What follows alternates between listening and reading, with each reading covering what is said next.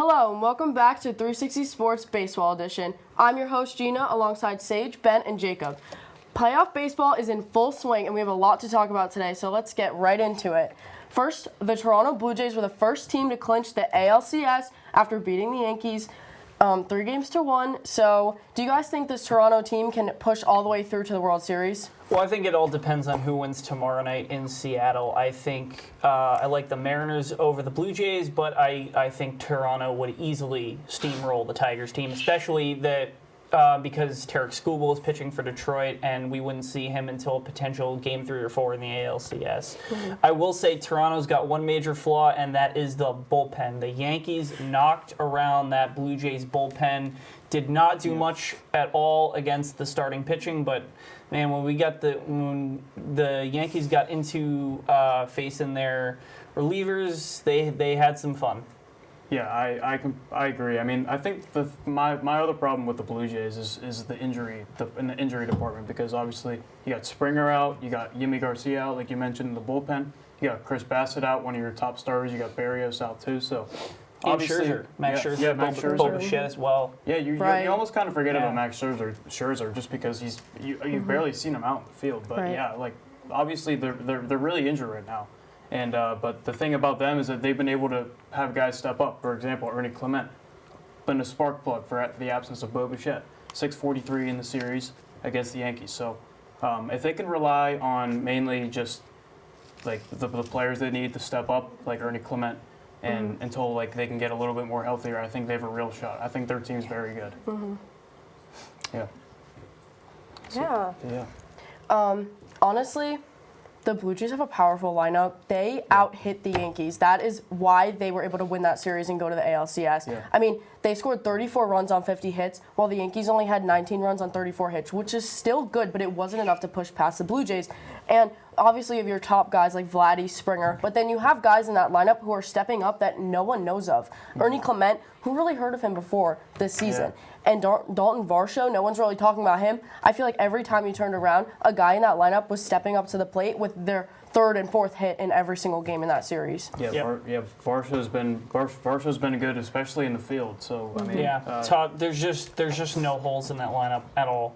None. I mean, it's great to see. I mean, like the Blue Jays, like they've honestly for the past 5 years or so, they've really underperformed for the most part, especially with all the people they've brought in, like Springer and Barrios and all those guys that they brought in. But I'm glad they were finally able to get everything together after all the trades they made in the offseason, and at the trade deadline as well, especially bringing in Dominguez for the bullpen. So, I mean, that's a big thing for them. I mean, these were the first playoff wins for the Blue Jays since 2016. Yeah. So, like, obviously huge for that fan base. Right. Right. I mean, you're playing for a whole country. You have the entirety of Canada behind you. Mm-hmm. What do you think about it, Sage? But if any of those players decided to come back, like, it could have a great, like, impact on the team and help them, a lot. Like, yeah. And, like, they have, like, a great record in the American League. But, like, what you guys said was great. Mm-hmm. Yeah. Okay, next up, we're talking about another strong offense. The Phillies offense woke up last night to force a Game 4 against the Dodgers, beating them 8-2 in LA. So, do we think the Phillies can force a Game 5 tonight, or do we think the Dodgers are going to push through? Absolutely not. I think we saw this movie last year in the World Series in Game 4, and the Yankees won 11-4 to force a Game 5. This is just a classic case of the Dodger machine playing with their food before they eat it. I will say it becomes a conversation if Christopher Sanchez is able to outpitch Tyler Glasnow tonight and send this thing back to Philly, but I think LA slams the door tonight. Yeah, I mean, if you're the Phillies, I mean, this has got to be the game that you win, especially since you're going to have your main ace out there, against a tough Dodger lineup.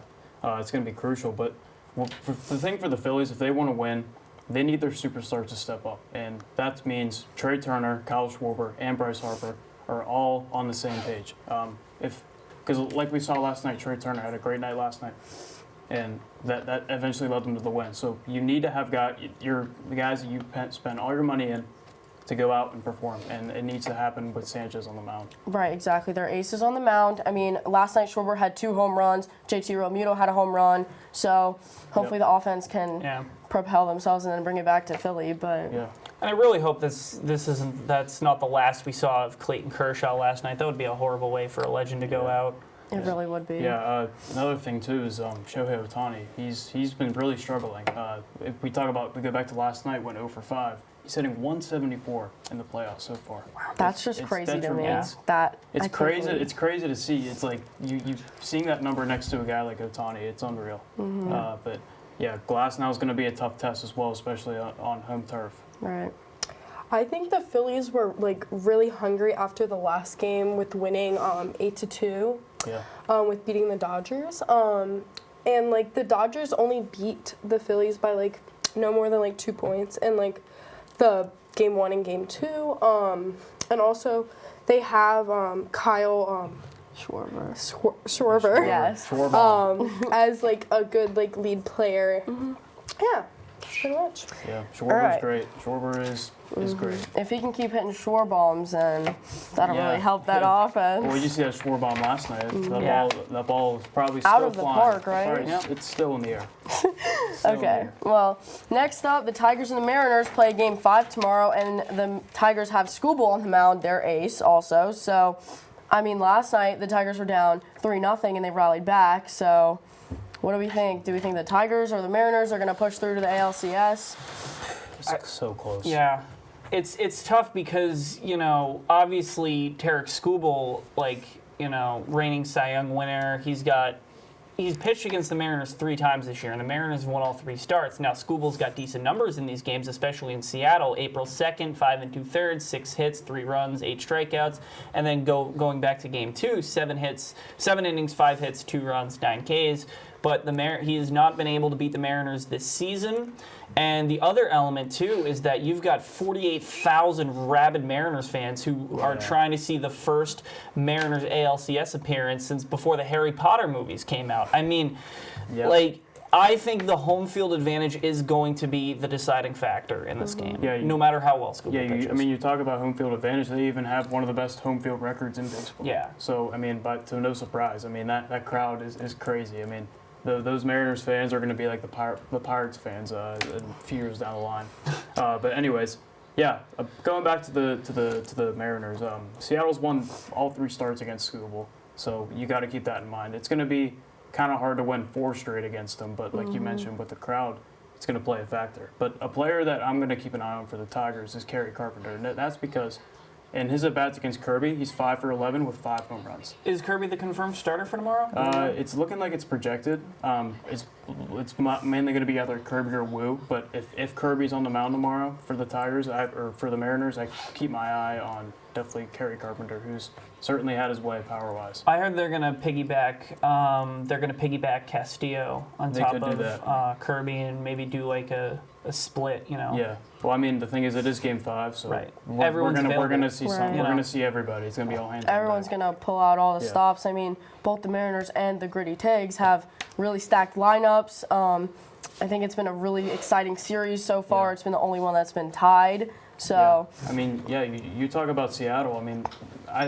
We talk about complete teams like the Blue Jays. I think they're honestly just as complete as the Blue Jays in terms of bullpen. Yeah.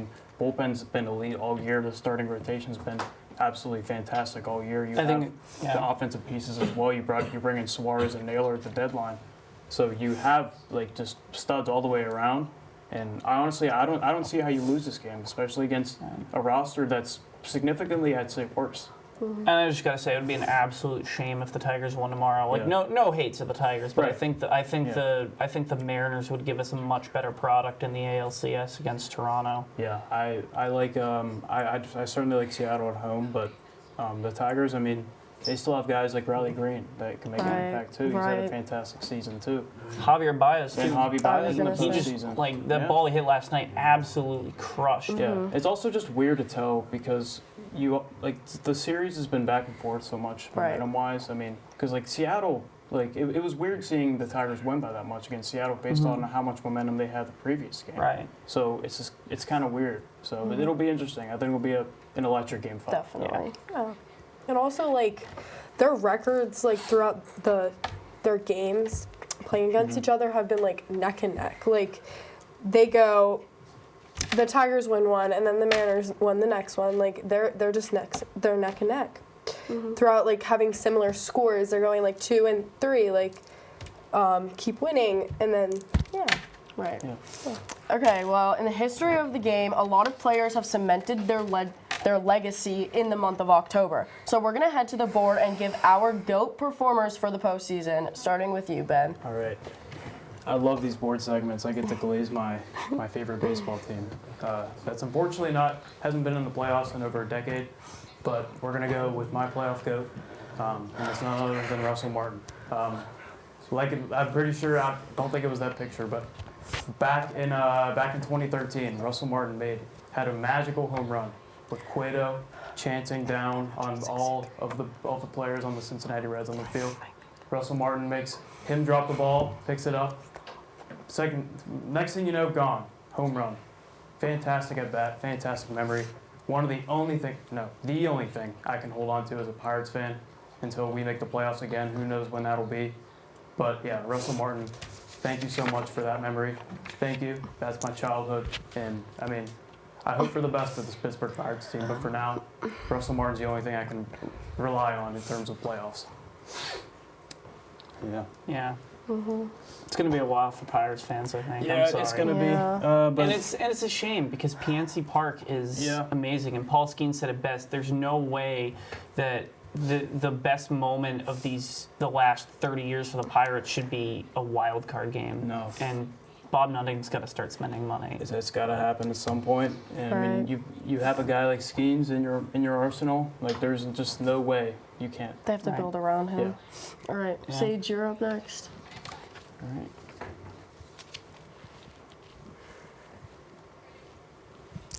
All right. I picked Reggie. Oh shoot! Oh. No, go back. Oh.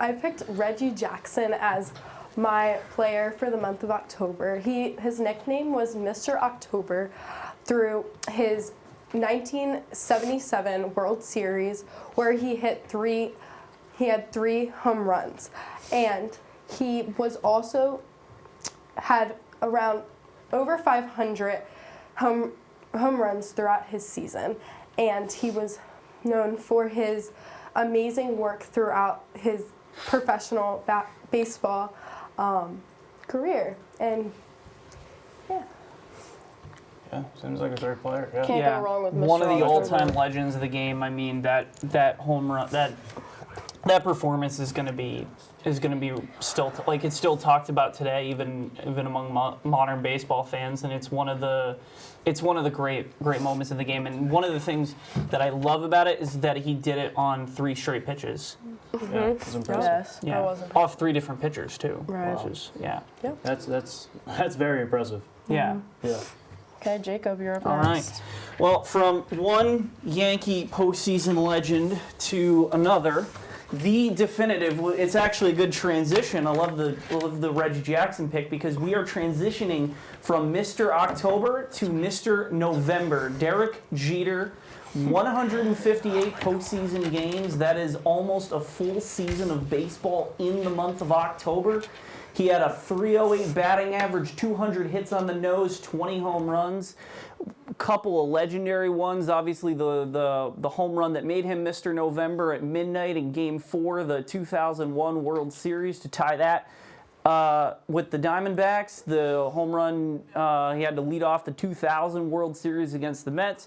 Led the Yankees to 5 World Series championships. Had a great defensive play, the flip in 2001 of the division series against the A's. And there's just, there's only so much you can say about Derek Jeter and his postseason prowess. He's, one of the great, and it's made him one of the greatest shortstops of all time. I mean, people talk about, Cal Ripken and Tony Gwynn, not Tony Gwynn, Ernie Banks, sorry. And it's, Jeter's up there with the Jeter's up there with the best. I mean, obviously great regular season numbers, but the postseason's really where he made his mark. You got Aaron Judge, obviously finally starting to break out in the playoffs, and hopefully the new Yankee captain can join the old Yankee captain in postseason lore. And this year's definitely a preview.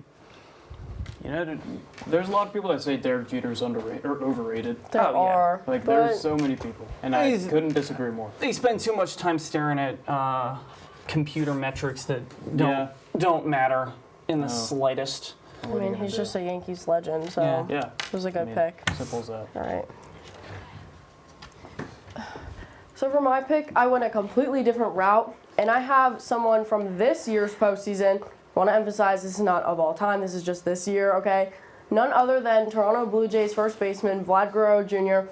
In just a short time in his postseason career, this season in only 4 games, he had 3 home runs, one of them being a grand slam, 9 RBIs. He's hitting over 500 with a .550 on-base percentage, over 1,000 slugging and OPS. I think that if the Toronto Blue Jays can make it all the way, he could be a contender for ALCS or World Series MVP, and then he could be in those talks for greatest of all time in October. But he's definitely a main reason why the Toronto Blue Jays were able to clinch. And, I mean, he is proving why they spent all that money on him. So, definitely one of the greatest.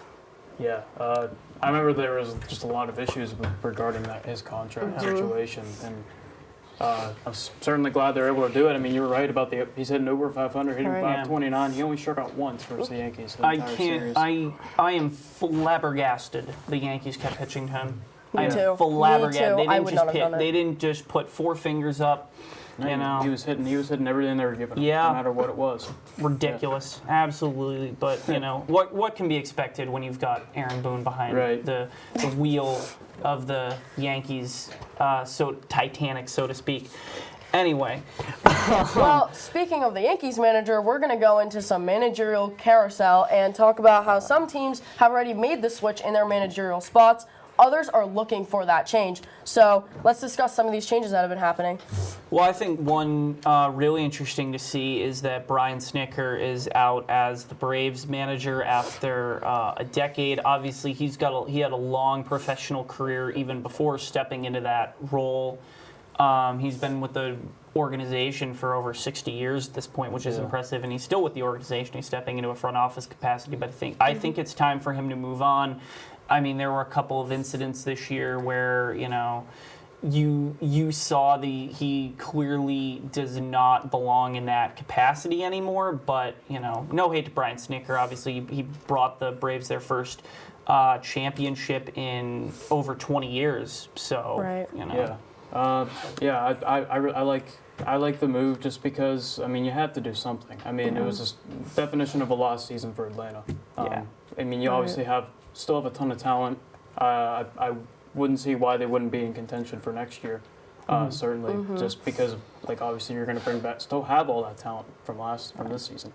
But a team that I'm kind of wanting, or I guess we'll keep it in the National League. I'll talk about Donnie Kelly, the extension of him. He'll be coming back for a second stint with the Pirates after Derek Shelton got fired. I think it's a good hire. I certainly think that with where he's from originally, he's from Pittsburgh. Obviously, homegrown guy. Loves the clubhouse. He's gonna play a big part. I mean, with the team that Donnie Kelly had with the Pirates this year, it's kind of a miracle he was able to, you know, right the ship a little bit. I mean, obviously we finished well below 500, but with what he had at his disposal, it would have been way worse if Derek Shelton was still the manager for the entire year. So I kind of am excited to see how he can sort of maybe push this team to the edge, but we'll see. And it's always a sign of confidence when you bring an interim manager back for a full season in the official capacity. And obviously, as you said, the Pirates majorly improved under Don Kelly. They still had a losing record with him, but it's leaps and bounds ahead of where they were with Derek Shelton. Shelton, obviously, not the guy at all. Yeah. But obviously, I think the Pirates' issues go way beyond. 100%. It comes down to the front office. Yeah. You've got to spend money, and hopefully the Players Association can put a little bit of pressure on the Pirates the way they did with the Athletics last offseason. I mean, we certainly have sell the team signs all over PNC Park. But in terms of what Don Kelly has control of, he has control of the team morale. He has control of the bullpen. And I think he did a great job managing the bullpen. And, I mean, the players love him. The team loves him. So I think it's a right choice. Speaking of interim managers, Ray Montgomery for the Angels will not be coming back for the 2026 season. And that was after Ron Washington went down. And obviously the Angels did not have a successful season this year. So did anyone know what they're going to do next season? I mean, well, this is now 10 consecutive losing seasons for the Angels. But they have talent on the team. I mean, obviously Mike Trout not getting any younger. But you see guys like Joe Waddell, who had a 30 home run season, had a great year at the plate. Zach Neto. Yep, Zach Neto as well. He was also great. Taylor Ward as well, another great season. Right. But the thing is, it's kind of interesting just because of the fact that they bought at the trade deadline. Like they brought in Andrew Chafin at the trade deadline. Well, I guess bought at the trade deadline. They didn't sell. They didn't get any value back for the players that have been hitting well. So they're just kind of like in limbo right now. So I think they just need a team. They need a manager that knows what they're doing and that's going to right the ship. Because I mean, the Angels have not been good for a very long time, and they need to have someone in that clubhouse that can lead them to whatever. A couple of big names on the market, too. Obviously, you got Skip Schumacher out in Miami, the 2023 Manager of the Year. David Ross is another name out there. It's going to be interesting, Didn't the Rangers just hire Skip Schumacher? They did. Yeah, they did. That's my mistake. That's okay. No, I was just... Yeah, it's and he's got big shoes to fill with Bruce Bochy, obviously the only manager to bring Texas a championship. Right. I think one interesting situation I'm going to be looking at is the New York Mets. Obviously that collapse that they had. The three, I think Gary Cohen said it best. The 3-month long decline into. Just slow, excruciating decline. Right, yeah. It's just like that can't happen. To go with that talent, you can't. Best record in baseball in June to missing the playoffs entirely, and with the money you put into Juan Soto as well.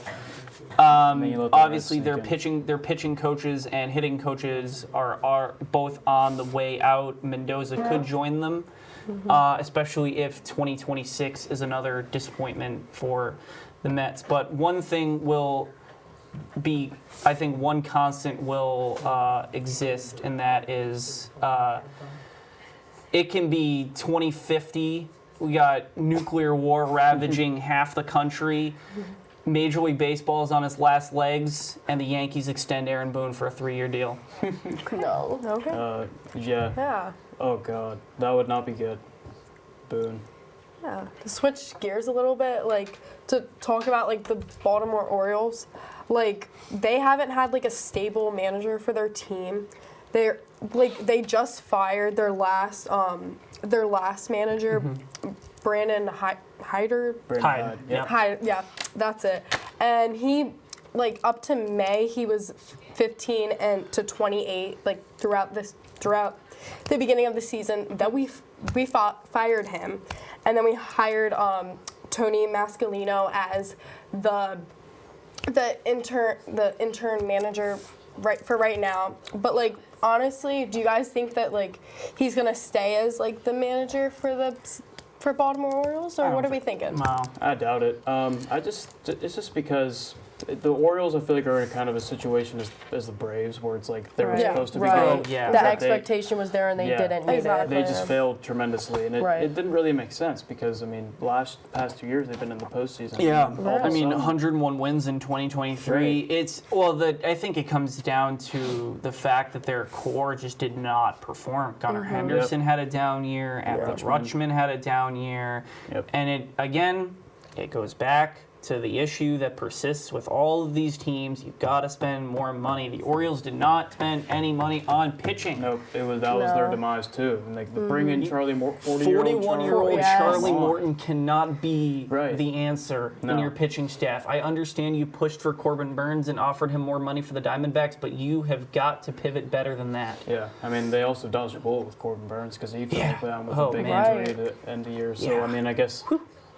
that ended up being I guess you could say a good thing for the Orioles. They didn't lock him down, but yeah, for the Orioles, it's not.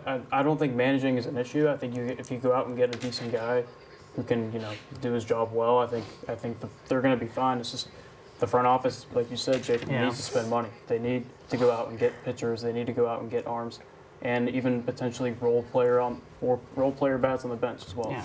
Right. And they're in a tough spot in the American League East because you had New York, Toronto, Boston all making the playoffs. They're all going to be good next year.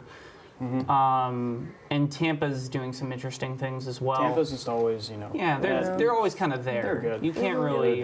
The division's just so competitive, Yeah. you don't really know. It's going to be interesting to see over the offseason what happens in the managerial positions. But let's move on to the guaranteed postseason games that are happening today and tomorrow and discuss our picks. So we're going to start with the Phillies and the Dodgers. That series, currently the Dodgers are leading 2-1. So what do we think? I like the Dodgers in a tight pitchers duel, maybe give me 3-1 Los Angeles.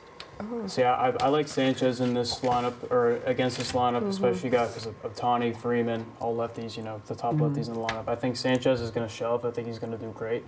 But it's kind of hard to see.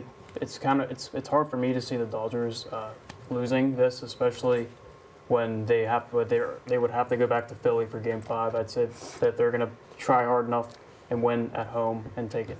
I also like Sanchez in this position, but the Dodgers did take the first two in Philly. So, Yeah. I mean, the Dodgers are always strong team. They're always up there. They're contending. So, I think tonight it might go the Phillies' way, but I'm not sure about the rest of the series. I will say if the Phillies, I said this earlier, but I will say if the Phillies win tonight, I like them in Game 5. Yeah. Honestly, I would pick the Phillies because, I feel like they're hungry and honestly, they were good with their last game on the road. So I feel like this game, they'll do good on the road again. That's true. I don't know. Next series we have happening tonight is the Brewers at the Cubs, and the Brewers are leading 2-1, but they are in Wrigley. So Wrigley in the postseason, those fans are really excited because it's been a while for them. I think Euchre magic is inevitable. I think the Brewers also slam the door tonight, and we get a Dodgers Brewers NLCS. And for the sake of America, Brewers, save us all from Los Angeles, please. Well, I mean, these are two NL Central teams. Obviously, don't like either of these teams, but I mean, it's a good pitching matchup. Peralta and Boyd. That's going to be a good one. Boyd. Let's talk about Matthew Boyd for a second. I mean, that guy's come up. Fantasy pickup, by the way. Thank you, Peyton Waddell. But I'm gonna honestly, I think I'm gonna take Milwaukee here. Me too. They are hot. The Brewers are hot. There's no stopping them. I mean, it's crazy to see them here now the way they started the season against the Yankees in opening weekend. The Yankees ran over them, and now it took 162 games to get them right. I mean, baseball's a long season. That is the last time the Brewers looked mortal, let me tell you.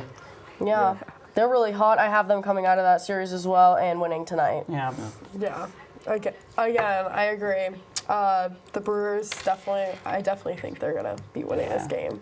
They just have a strong lead, and Right. 2-0 lead. The last series we have happening tomorrow. This is the only series that is tied up. Game 5 between the Tigers and the Mariners in Seattle. But Scooble's on the mound. But like we said before, the Mariners have beaten Scooble every single time they faced him so far. So what do we think is going to happen there? I think Seattle makes it 4-0. I think we get ALCS, Blue Jays, Mariners, and that'll be fun because neither team has made it into the World Series this century. So Blue Jays last trip '93, Mariners obviously never. Mariners. I think the Mariners are gonna keep partying like it's 2001. I think score. Let me score predictions for Brewers, Cubs, and Mariners, Tigers. Scores.